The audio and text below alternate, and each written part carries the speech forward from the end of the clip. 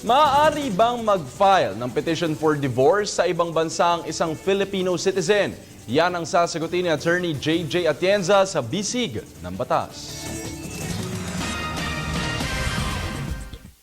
Si Georgie at ang asawang si Ella ay naghiwalay dahil sa di matigil na pag-aaway. Dahil dito, nagdesisyon si Georgie na lumayo na lamang at magtrabaho bilang medical technician sa Los Angeles, California.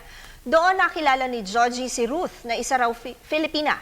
Nais na raw niyang pakasalan si Ruth kung kaya't nag-file si Georgie ng petition for divorce sa Amerika. Nag-grant naman daw ang divorce niya. Balak nila Georgie na umuwi daw dito sa Pilipinas pagkatapos ng kontrata nila ni Ruth sa ospital na kanilang pinagtatrabahuhan. Nais malaman ni Georgie kung maaari na daw ba niyang pakasalan si Ruth.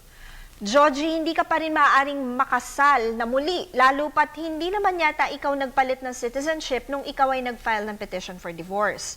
Tandaan na ayon sa ating batas, ang batas patungkol sa family rights, duties, status, condition at legal capacity ng isang tao ay ang batas ng Pilipinas ang masusunod. Kung gayon, kahit pa nabigyan ka ng divorce decree ng Amerika, walang bisa ito sa atin dahil ikaw ay isa pa ring Filipino noong mag-file ka ng divorce. Kapag ang isang tao ay nanatili pa rin Pilipino, batas ng Pilipinas pa rin ang mananaig kahit pa ikaw ay nabigyan na ng divorce decree sa ibang bansa. Maaari sanang nag-iba ang aming sagot kung noong ikaw ay nag-file ng petition for divorce, ikaw ay isang American citizen na.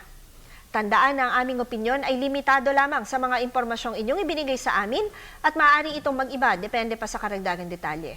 Patuloy po kayo mag-email sa PTV4newscenter@gmail.com. Attorney JJ Jimeno Atienza, ang inyong bisig ng batas.